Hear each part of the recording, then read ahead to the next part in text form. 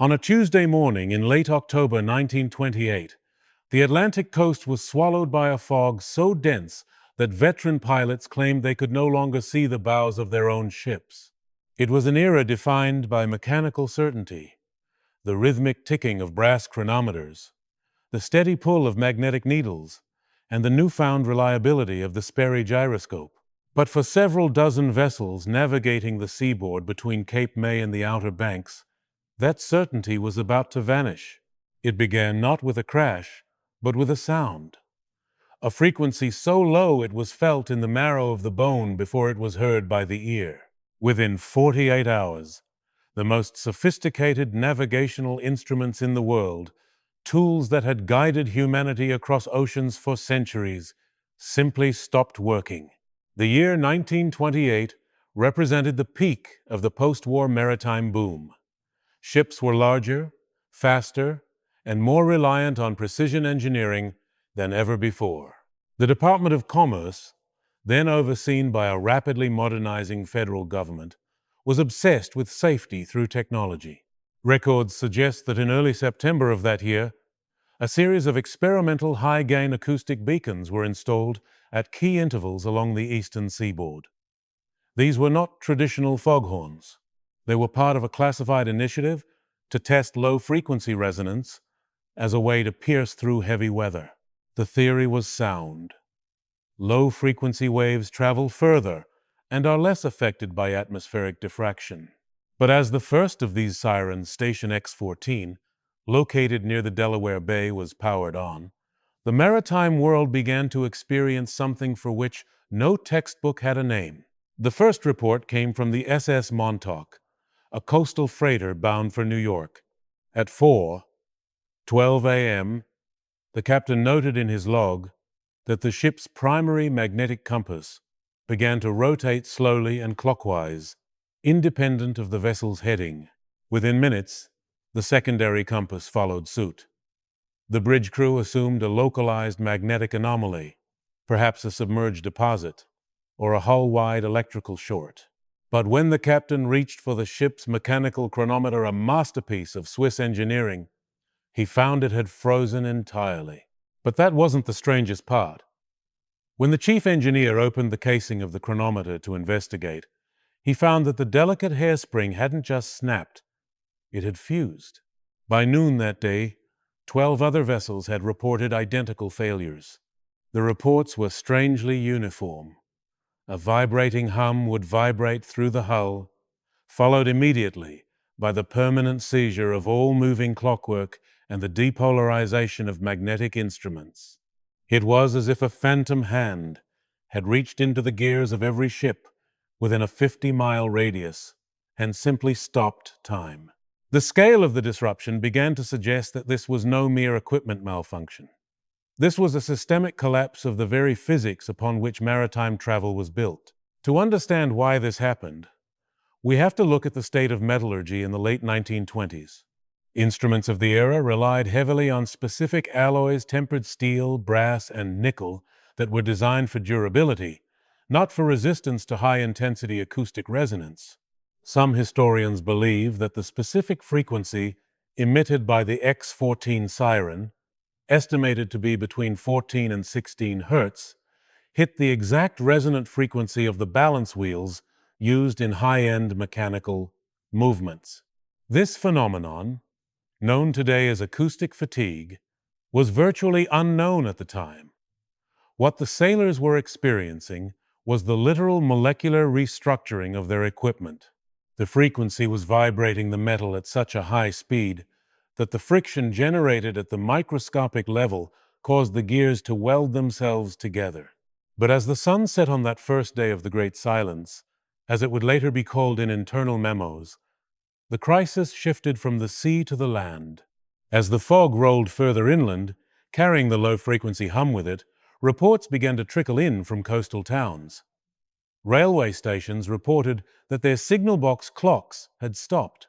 Factories along the coast saw their heavy machinery grind to a halt as precision governors failed. The most alarming report came from a small airfield in New Jersey, where a pilot claimed his altimeter had spun backward before the casing shattered entirely. The Department of Commerce moved quickly to suppress the reports, fearing a nationwide panic regarding the reliability of the burgeoning aviation and shipping industries. However, the data they collected during those 48 hours remains some of the most baffling in the history of acoustics. There is no clear consensus on why the frequency had such a devastating effect on mechanical systems while remaining almost entirely undetectable to the human ear. Some researchers have suggested that the unique atmospheric conditions of 1928, a year of record-high solar activity, and specific thermal inversions created a duct in the atmosphere that amplified the siren's output to a degree the engineers had never anticipated. What they found next changed the narrative entirely. When a team of federal investigators reached Station X-14 to shut it down, they found the facility deserted. The equipment was still humming, powered by a massive array of early lead-acid batteries, but the logs of the station operators had been scrubbed. The last entry, dated 2 days prior, consisted of a single cryptic sentence: "The oscillation is no longer external." The investigators managed to cut the power, but the damage was done. The siren had been active for less than 72 hours, yet the mechanical landscape of the American coast had been fundamentally altered. In the weeks that followed, the government began a quiet, nationwide recall of maritime equipment. They didn't call it a recall, they called it a modernization initiative. Thousands of compasses and chronometers were exchanged for newer models, often at no cost to the owners. The official reason was the transition to newer, vibration-resistant materials. But for those who had been on the water that October, the explanation felt hollow. They knew that their equipment hadn't just broken, it had been silenced. One of the most compelling pieces of evidence from this period is a series of letters written by a junior engineer named Elias Thorne, who had been part of the initial beacon design team. Thorne's letters, discovered decades later in a Maryland attic, describe a sense of dread that permeated the project. He wrote of standing waves that seemed to move through the laboratory even after the power was cut, and of a metallic sickness that affected his own pocket watch. Thorne's accounts suggest that the frequency wasn't just a sound, it was a catalyst. He believed that once the metal had been exposed to the siren, it retained a memory of the vibration, making it susceptible to further failure even after the source was gone. If Thorne was right, the implications were staggering. It meant that the coastal sirens hadn't just broken the equipment, they had permanently infected the mechanical infrastructure of the region. And that's when things began to shift from a technical mystery to something much more unsettling. The records of the Bureau of Lighthouses show that in December 1928, just 2 months after the event, a directive was issued to change the metallurgical standards for all government-contracted instruments. The new standards required the inclusion of a high percentage of lead in the brass alloys, a move that made the instruments heavier and less precise, but theoretically more dampened against resonance. This change was never publicly explained. It remains one of those footnotes in history that most people overlook, a sudden, expensive shift in manufacturing that points to a problem the authorities were desperate to bury. But as the 1920s drew to a close, the focus of the world shifted. The stock market crash of 1929 and the subsequent Great Depression pushed the mystery of the 1928 frequency into the shadows. The ships that had been affected were eventually scrapped. The sailors retired, and the experimental beacons were dismantled and sold for parts. Yet, for a brief window in time, the mechanical heart of a nation had skipped a beat. And for those who look closely at the archival photographs of the period, there is a recurring detail that is hard to ignore. In almost every image of a bridge or a control room from the late 1920s, you can see the new lead-heavy instruments darker, duller, and built to withstand a sound that, officially, never happened. But the question remains, what were they actually testing? Was the coastal siren really just a fog safety device, or was it something else? Some records suggest the project had ties to early submarine detection research, a desperate attempt to find a way to track silent hulls through the water. If that was the case, the experiment was a catastrophic success. They had found a way to affect metal at a distance, but they couldn't control the reach of the signal. The transition to lead-dampened instruments was supposed to be the end of the matter, a quiet solution to a loud problem. But as 1929 progressed, it became clear that the infection Elias Thorne had described was not confined to the ships that had been at sea during the initial broadcast.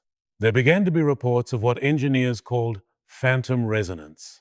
Even in the absence of the sirens, certain mechanical systems near the coast would spontaneously begin to vibrate, their gears humming in that same low, bone-deep frequency before seizing up entirely.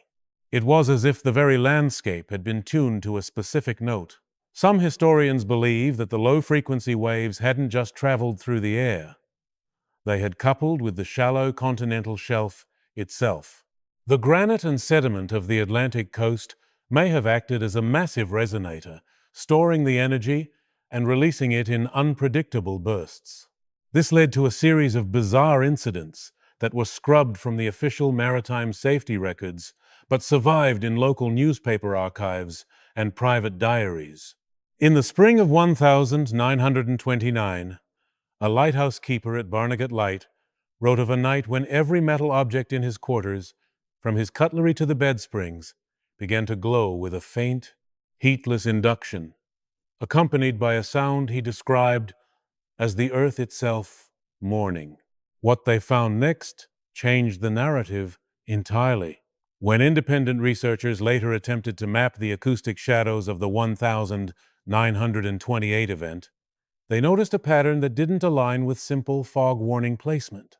The stations weren't positioned at the most dangerous navigational points.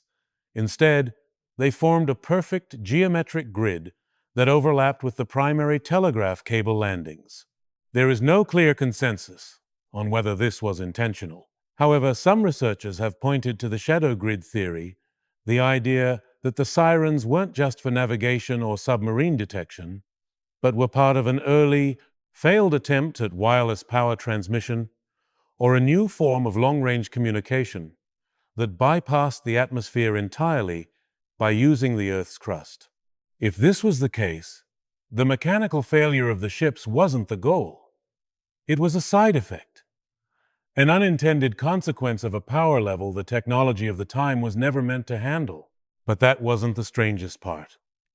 As the government's quiet investigation deepened, they began to look at the personnel involved. Of the original 42 engineers and operators assigned to the Coastal Siren project, nearly half were listed as retired for medical reasons by 1930. The symptoms were consistent: chronic vertigo, a persistent ringing in the ears that no doctor could diagnose, and a strange, psychological aversion to the sound of ticking clocks. One such man was Captain H.L. Sterling, a decorated veteran who had overseen the installation of the Cape May beacon. Sterling's private journals, which surfaced at an estate sale in the 1990s, describe a man who became obsessed with silence. He lined his home with cork and lead, claiming that the hum never truly stopped, it had simply moved inside him. Sterling's accounts are often dismissed as the ramblings of a man broken by the stress of the project. But his descriptions of the secondary effects align with modern understandings of infrasound and its impact on the human vestibular system. He wrote of visual distortions and lost time, claiming that during the periods of peak resonance, he would find himself standing in rooms he didn't remember entering. His own watch stopped at the exact moment the fog had rolled in. And that's when things began to shift from a technical failure to a logistical nightmare for the federal government. In late 1929, a confidential memo circulated within the Department of Commerce titled Analysis of Induced Mechanical Fatigue. The memo suggested that the 1928 event had caused a permanent shift in the baseline frequency of the eastern seaboard. It warned that any future mechanical developments, particularly the high-speed turbines and sensitive electronics, then on the drawing board, would have to be designed with this new reality in mind. This might explain why, for much of the 1930s, American maritime and industrial engineering took a sudden conservative turn. While Europe was experimenting with lighter alloys and higher frequency radio, American designs remained heavy, dampened, and curiously over-engineered. But the mystery of the 1928 frequency isn't just about what happened, it's about what vanished. As the project was shuttered, the blueprints for the X-14 sirens were supposedly destroyed. The massive lead-acid battery arrays were diverted to other departments, and the stations themselves were either demolished or stripped to the point of being unrecognizable. What happened next remains unclear. There are records suggest that a small, off-the-books team continued the resonance research well into the 1940s, operating out of a secluded facility in the Appalachian foothills, far from the tuned coastline. If they were looking for a way to weaponize the frequency or to find a cure for the mechanical instability it caused, their findings were never made public. Some historians believe that the 1928 event was the moment the world first realized that technology and the environment were not separate entities. The coastal sirens had demonstrated that a single frequency could disrupt the mechanical order of an entire nation. It was a realization that arrived at the worst possible time, on the cusp of a global economic collapse and the march toward a Second World War. By the mid-1930s, the Great Silence had been largely forgotten by the public. The ships were new, the clocks were lead-lined, and the hum had faded into the background noise of a modernizing world. But the physical evidence remained for those who knew where to look. Even today, divers exploring the wrecks of the late 1920s along the Atlantic coast report a strange phenomenon. When they recover mechanical parts, gears from a winch, or the housing of an old compass, the metal often shows signs of intergranular fracture. This is a specific type of decay where the bonds between the metal crystals themselves have been shaken loose. It is a signature of high-intensity resonance, a permanent scar on the material world left behind by a sound that lasted only 3 days. As we look back at the archival maps of the 1928 experiment, we see a final, chilling detail. The last station to be deactivated wasn't X-14. It was a mobile unit mounted on a converted barge that had been positioned at the edge of the Gulf Stream. According to the barge's final log, the equipment didn't stop because the power was cut. It stopped because it reached a point of saturation. The logbook's last entry is a series of coordinates followed by the phrase, "The signal is returning." What they found next changed the narrative entirely. When the barge was recovered weeks later, drifting aimlessly off the coast of Virginia, it was empty. Not just of people, but of almost all its mechanical components. The rivets had been vibrated out of the hull. The engine had been reduced to a pile of disconnected parts. The only thing left intact was the siren itself, a massive, silent horn pointing toward the deep ocean. Decades later, in the age of digital precision, the echoes of 1928 occasionally resurface in ways that challenge our understanding of historical engineering. We live in a world of solid-state electronics and fiber optic systems that are, by their very nature, immune to the mechanical sickness that plagued the coastal vessels of the late 20s. Yet, for those who study the history of the Atlantic seaboard's infrastructure, the Great Silence remains a foundational mystery that shaped the modern world in ways we are only beginning to document. In the 1950s, during the construction of the first transatlantic telephone cables, engineers encountered a series of noise pockets along the continental shelf. These were areas where the background ambient sound of the ocean didn't follow the standard laws of acoustics. Instead of a chaotic wash of waves and marine life, the hydrophones picked up a faint, rhythmic pulse, a perfect 1/4 Hertz oscillation that seemed to originate from the very seabed. Some researchers believe that these pulses are the ghost of the 1928 sirens. There is a theory in geophysics known as acoustic resonance, which suggests that high-intensity, low-frequency waves can become trapped in the crystalline structures of the Earth's crust, particularly in areas with high quartz content. If the sirens of 1928 were as powerful as records suggest, they may have effectively wound up the coastal shelf like a massive spring, a spring that has been slowly unwinding for nearly a century. But that wasn't the strangest part. In the mid-1990s, a team of maritime archaeologists surveying a wreck near the Delaware Bay found something that defied explanation. They recovered a mechanical telegraph from a freighter that had gone down in November 1928. When the artifact was brought to the surface and cleaned, the internal gears were found to be in a state of molecular fusion. It wasn't just rust or pressure. The metal had bonded at a level that suggested a massive, localized energetic event. And that's when things began to shift in our modern understanding of the incident. It became clear that the 1928 event wasn't just a failure of equipment, it was a fundamental interaction between human technology and the physical properties of the planet. Today, there is no clear consensus on why the Department of Commerce chose that specific window of time to run their tests.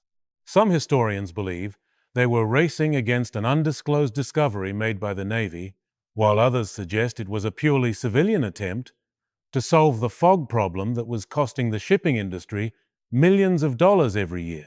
What we do know is that after the Great Silence, the American approach to engineering became noticeably more cautious, more guarded. The personal stories of those who survived the event have mostly faded into family lore. But occasionally, a diary or a letter emerges that adds a new layer to the narrative. One such letter, written by a passenger on the SS Montauk, describes the feeling of the frequency as it passed. She wrote that for a few minutes, every person on the ship felt as though they were made of glass, and that the ticking of their own hearts felt out of sync with the world. This psychological component, the human resonance, remains the most elusive part of the story. While the mechanical damage was documented in ledger books and repair bills, the internal impact on the witnesses was never officially recognized. Yet, the consistency of these reports suggests that the 1928 frequency had a reach that extended far beyond brass gears and steel springs. What happened next remains unclear, as much of the primary data from Station X-14 and its sister sites remains classified or lost. Some believe the records were intentionally destroyed during the reorganization of the Coast Guard in 1939. Others suggest they were moved to a long-term storage facility in the Midwest, far from the coastal resonance zone, where they remain to this day, waiting for a generation of researchers with the tools to finally decode them. As we look at the quiet, automated lighthouses that dot our coastline today, it is easy to forget that they were once the front line of a radical experiment. The sirens are gone, replaced by silent LED beacons and satellite navigation. The mechanical age has given way to the digital one, and the infection Elias Thorne feared has been paved over by the march of progress. But every so often, a ship's captain in the North Atlantic will report a momentary, inexplicable glitch. A digital display will flicker. A GPS heading will drift for a few seconds before snapping back into place. To the modern observer, these are just bugs in the system, minor anomalies in an imperfect world. But for those who know the history of 1928, these glitches are a reminder. They are a sign that the frequency didn't just disappear. It simply changed its shape. The Atlantic coast remains a landscape of secrets, where the fog still rolls in with a weight that seems to defy the sun. We may never know the full extent of what was released during those 72 hours in October, or why the government was so desperate to bury the results. We are left only with the fragments. The fused gears in museum basements, the lead-lined clocks of the 1930s, and the lingering hum that some claim they can still hear on the quietest nights. The 1928 coastal siren frequency remains a testament to a time when humanity reached for a power it didn't fully understand, only to find that the world was listening back. Whether it was a failed safety measure, a secret weapon, or a misunderstood experiment in planetary physics, its legacy is built into the very foundations of how we navigate the world today. We have learned to build our machines stronger. We have learned to shield our instruments. But we have also learned that there are certain frequencies that the Earth does not forget. And in the silence between the waves, the echoes of 1928 continue to vibrate, a permanent part of the coastal record, waiting for the next time the fog rolls in and the world holds its breath.